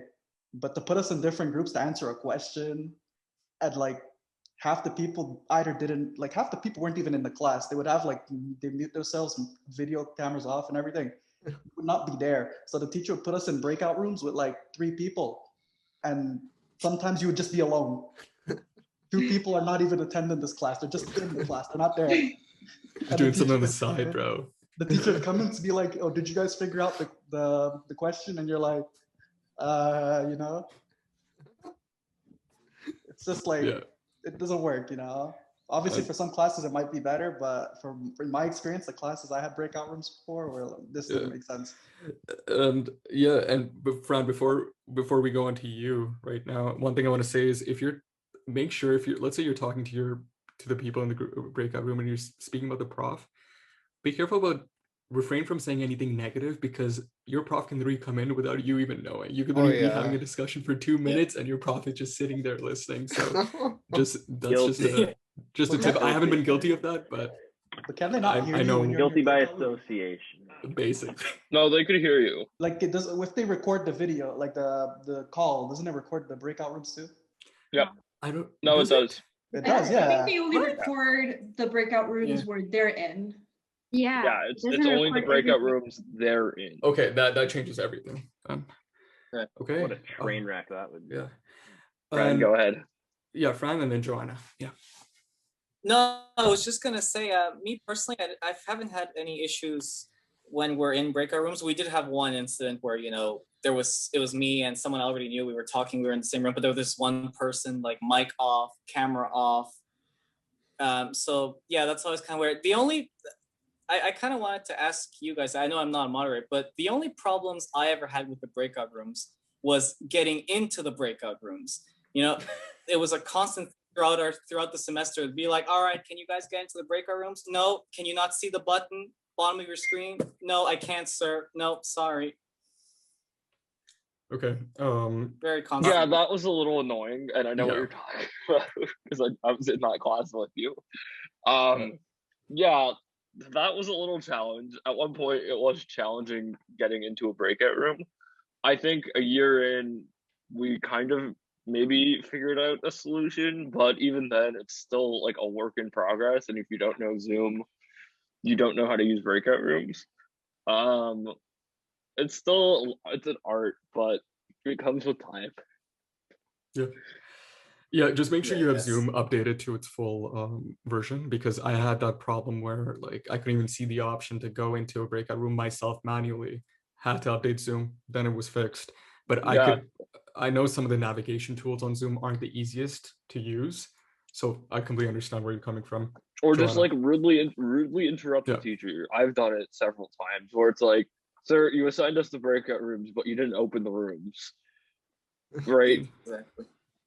So just interrupt them and they'll be like, oh yes, right, okay. Or like even ask them, is there anything I could do to help you with breakout rooms? Because some of them, it's like very hard for them. Like if you're already pre-assigned groups and they have to sit there and manually put you into breakout rooms, it will take them like literally 15 minutes, right? And if you're like, is there anything we could do to help? And one thing that we found was we put a number beside each of our teams. So like we'd write each other like on iMessage or Facebook and we'd be like, okay guys, write team 1. And then he'd put all the ones together and then like people would just follow, and that was something that worked. Yeah. Or we'd go in presentation order and we'd just like put our whole group in the chat. So he'd put like all of us together and he wouldn't have to be like looking at screens and going through papers to find our team name or team group. Yeah. Joanna, And go Joanna, ahead. I saw that your hand was up. Go ahead. Yeah. So basically I've been guilty of like, you know, kind of like not muting, but putting the volume very, very low during the lecture. And like, especially this one class where like she posts the lectures before and she had readings and like the lecture slides were the exact ones that she posted. And like I'm just like, why am I here for 3 hours? So I just put down the volume a bit. And then apparently there was a new slide and she's doing a discussion group. And I'm just like, I get in there and I'm like, I have no idea what the question is, guys. I'm very sorry. But like I said, like if I like did the readings and the actual like go through with the lecture slides and everything, like I knew what was going on, but like I just did not follow for like three more hours of like the exact same thing I just did like an hour ago. So that was like one thing that like really bugged me, is that a lot of repetition of what the teacher posted before class, and then reteach like reading the slides and adding like maybe a few words here and there. So that's something that really like bugged me, because I'm just like, okay, and there's participation marks too. So I'm just like, what do I do? Like I have other things to do basically. But like I said, like that thankfully that was the teacher that like gave feedback, like give a survey at the end of the course saying like, what can I do better and whatever. So like I told them that I'm like, I read the material before, don't expect to go over it again kind of thing. And as well, we were talking about like icebreakers, like who's gonna talk first. Like I'm pretty open to talking first, and I've been talking a lot first and saying like, hey guys, like either I'm sorry I didn't pay attention, or like, okay, let's get started because we're just chilling and talking and bashing the teacher, which has happened to me once, that the teacher walked in while I was saying something stupid, but it's okay. Oh, I gotta hear that story after. Okay. Now, just one thing I wanted to say before we go on to the next transition is that our friend Bianca, who was supposed to be on the podcast, wanted us to mention some points. So I will mention those points after I finish my final point, which is a quick one. And I know Aaron has a lot to say about that topic as well. So essentially, presentations on Zoom. Okay. I'm going to straight up just say it. They've been abysmal. They're terrible. People don't know how to use PowerPoint. People don't know how to present properly on Zoom. It's not that hard, okay? PowerPoints are filled with a bunch of text. What are you doing? You're literally not going to get anyone's attention this way, okay? Keep it more visual. Aaron, do you have anything to add to this? Yes. Okay. I've seen God knows how many presentations this semester. I don't want to give a number, but the grand majority of them are, here's the PowerPoint, maybe some like fidgeting because we don't know how to Zoom works, and then reading word for word every single word on the slide. Okay, first off, it's a PowerPoint. Point. Okay, not a power text. That's a Word doc. I don't need to read your Word doc. Literally, okay, I know that you wrote your outline, but you literally copy your damn outline and put it onto a PowerPoint. Doesn't make it a PowerPoint. I'm just bored listening to those presentations. Like, make it graphically appealing and stop with the white backgrounds. I've had it with white backgrounds. Like, PowerPoint has, you could literally just paint the background blue and I'm happy. But a white background with black text, and it's like not point form, it's paragraphs and paragraphs of text. We're better than that. Like, Come on, man. Like, we've been doing PowerPoint since high school. Like, come on, Be man. better. even if you throw in like a one single animation where the thing drops down.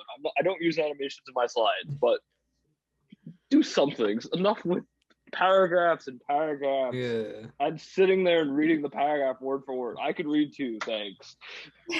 Yeah. And Nick, before we take on your point, we're going to take on Maria's point first because I know she has to leave soon and she's cutting close to time. Maria, go ahead, please. Thanks.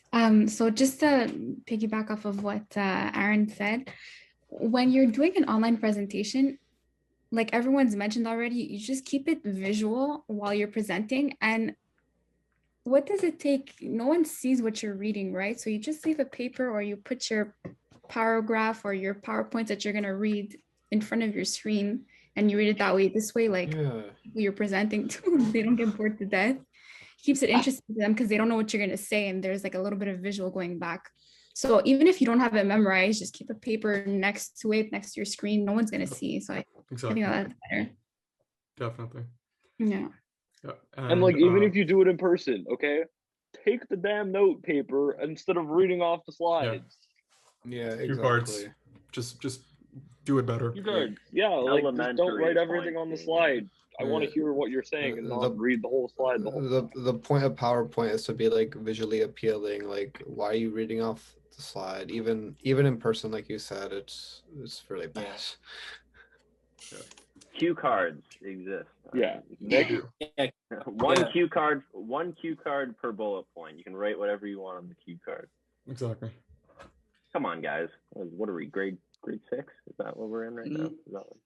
I think even younger. Yeah. Grade 3, I used to have to put my PowerPoint on my thumb drive and bring that into school and give it to the thumb drive. Okay, good Rip times. thumb drives, all right? Now you can think of it. Okay. Nick, go ahead. Yeah.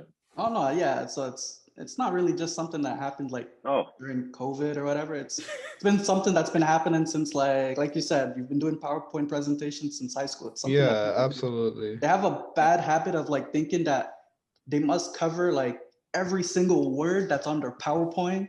And sometimes like a bad habit I've seen, because I don't have to do presentations now. it's not in my program, but like in my experience, what I've seen a lot of people do that was just like not a good thing to do is like if they missed a point, they would like stop for like 5 minutes, go back to make sure they covered that one point, you know, like if you like we don't know what you're covering in your PowerPoint. So if you missed a point, chances are we don't know what the point was to begin with.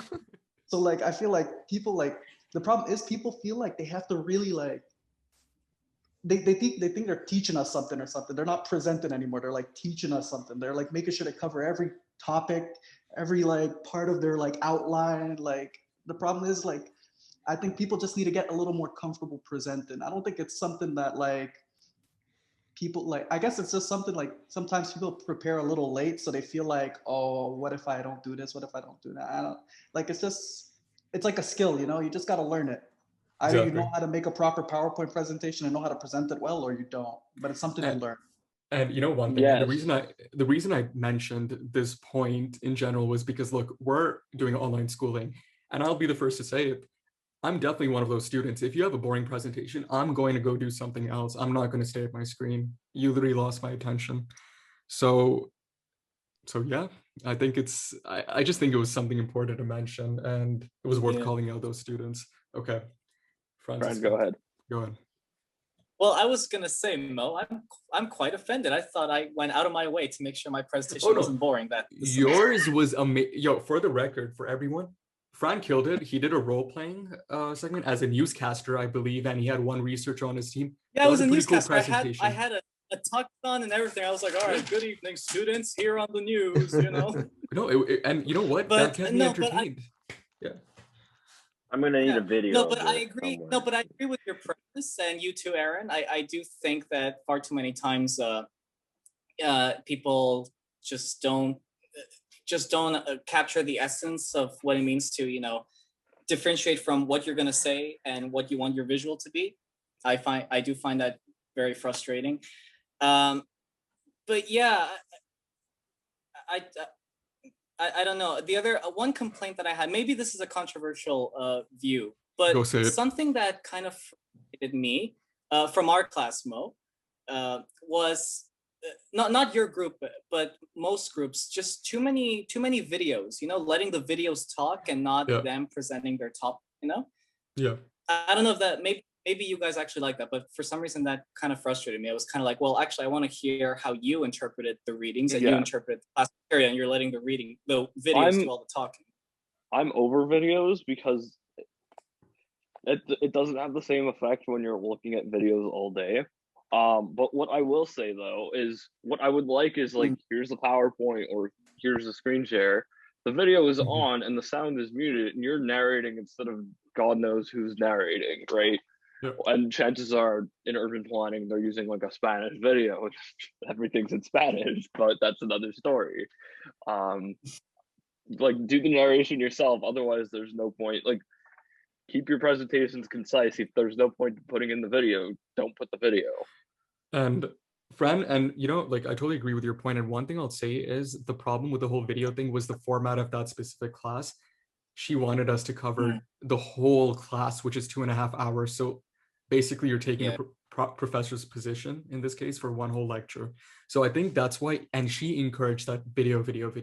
So I think that's why a lot of groups overloaded on that.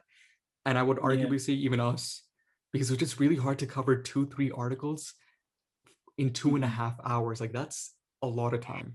You can mention points from each article no, I within mean, 5 minutes. Like I said, your group I thought was very found a good balance, but some groups it's like definitely. I don't know, some phrase like 60% of their presentation was videos or something like that. For sure. So, I think some they took it too far, but that's just my view. Definitely, man. And Nick, go ahead, please.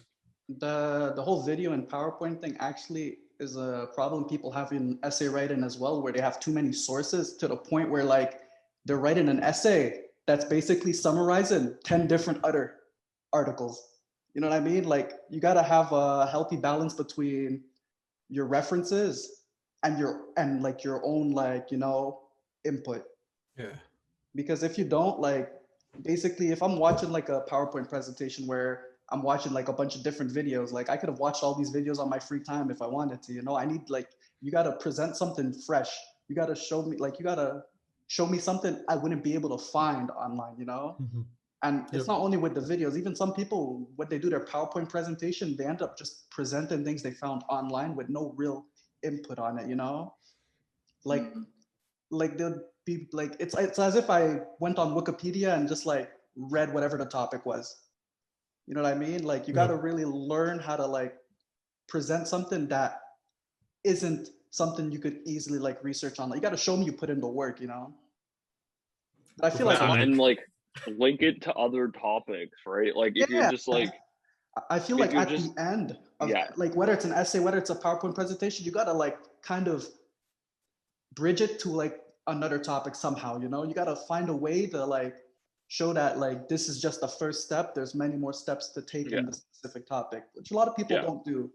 But I feel like for my honors thesis is on multimodal accessibility across Canada, right? Very boring topic. That's cool in my opinion, but I'm biased. The way I started, I'm like, guys, numbers suck. There's a lot of numbers out there, right? Let me tell you something. Numbers don't mean everything. You have to look at the patterns and trends behind numbers. And then people were like, okay, why are you going on about numbers when you're talking about multimodal accessibility? So then I showed a bunch of tables, and at the end, I'm like, it's not a matter of the numbers that were in these tables. It's a matter of the trends that come from these tables. And it just helped broaden the perspective. And people like, the other people listening to my presentation were people who studied monkeys and people who studied climate change. They don't know a thing about transportation.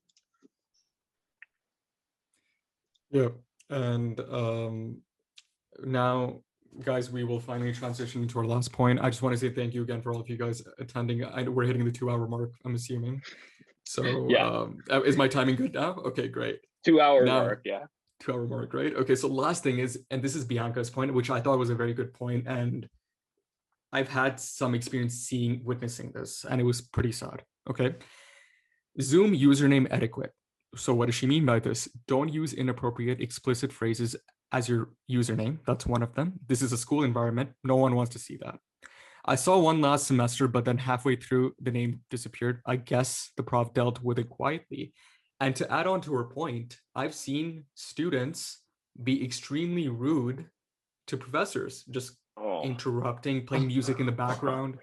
Like, it's, you guys want to share some stories on this? I mean, I can't, it's hard to do it because I have to tiptoe around the class and the prof and the student, but there was one specific student who almost the entire semester, like on a bi-weekly basis, would just almost argue with the prof and just like talk back to the prof and tell the prof that disagreeing with the prof every time they got the chance. And it almost started to feel like they were trying to cause problems and stir up controversy in the class. And like he would go in he's gonna know who he is.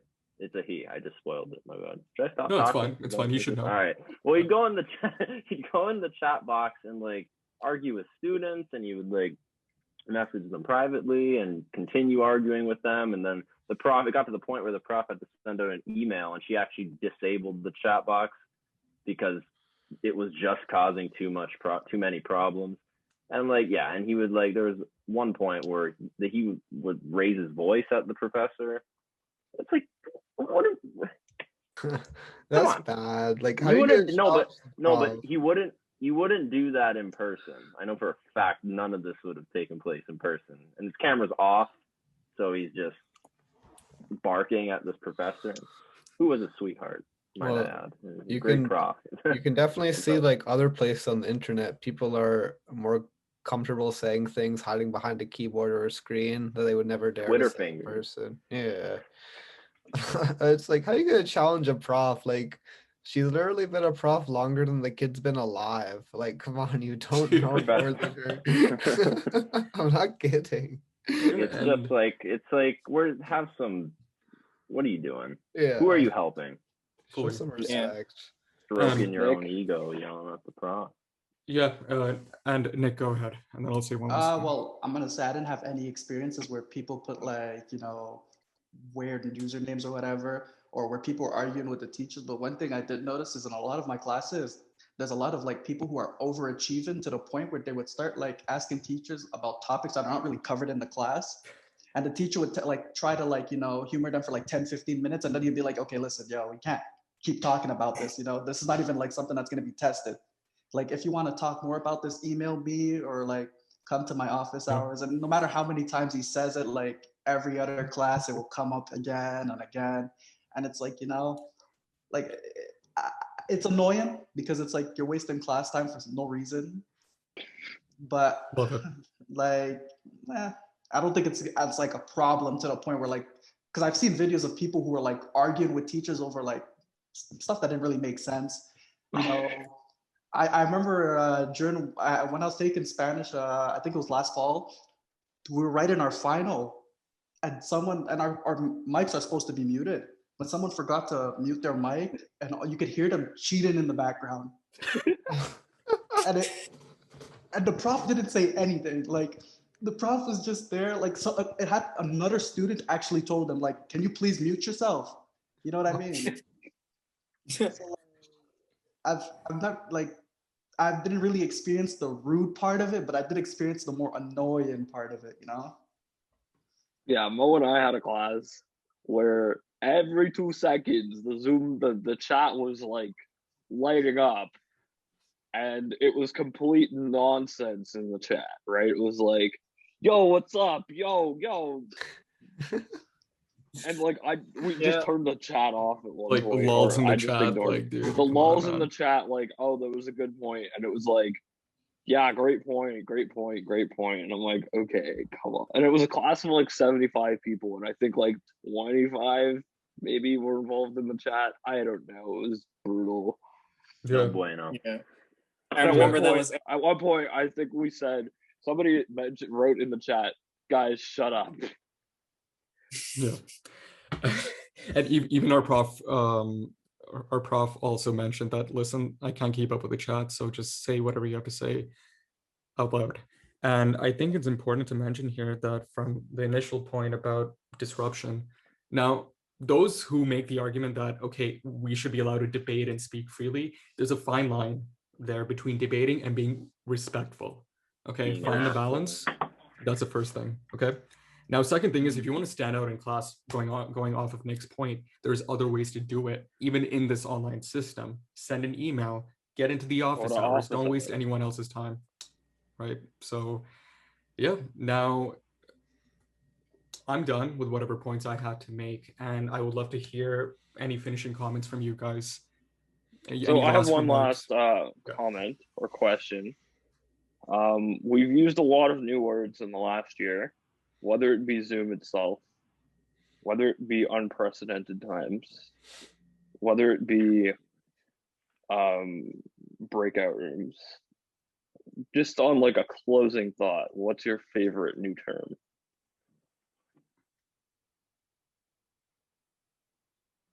You can give it some thought. I'll go through my new saying. When things don't go as planned on the Zoom, my new go-to phrase is "Welcome to the Zoomiverse." So I'll leave you with that one. Anybody else? I don't know if I have any favorite phrases. Yeah, I really have a lot of phrases I don't like. I mean, they all bring back bad memories. One that came up often is, "Yo, your mic is muted." Oh, yeah. I had to tell the prof that a lot of times.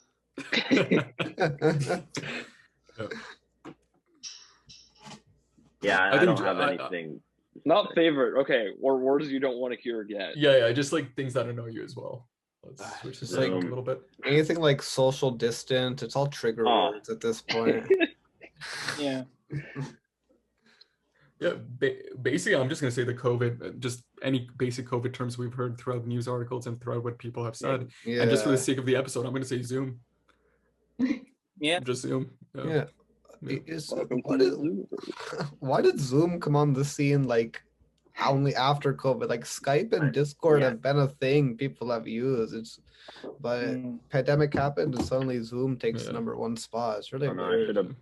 bought my shares in Zoom Oh, yeah. stock. Yeah, but- Oh yeah. exactly. Oh yeah, man. Oh yeah. Oh, also one thing I don't want to hear going forward. You need to share your screen. Yeah. You're How about not I sharing don't the right share my screen. screen? Yeah. What if I don't Or share my screen? how about can you make me a host? Oh yeah, can you make me a Co-host. Co-host. Can you co-host?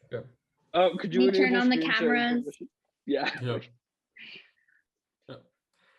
Okay. And I just want to say thank you to all of you, because I feel like any points that we have raised, any questions that we've had, whether it be regarding the education system in general or more to do so with Concordia, right? Because I feel like we balanced and spoke about both things perfectly,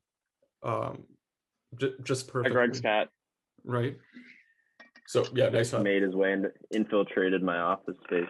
Oh, I thought that was a hat for a second, my bad. Okay, that was a cat.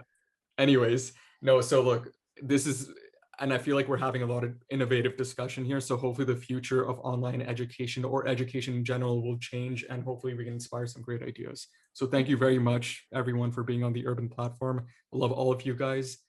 Thank you so much. Yeah, thanks See for you on the having us. platform. Thanks for having us. Thanks, You're Mazal. welcome. Good job.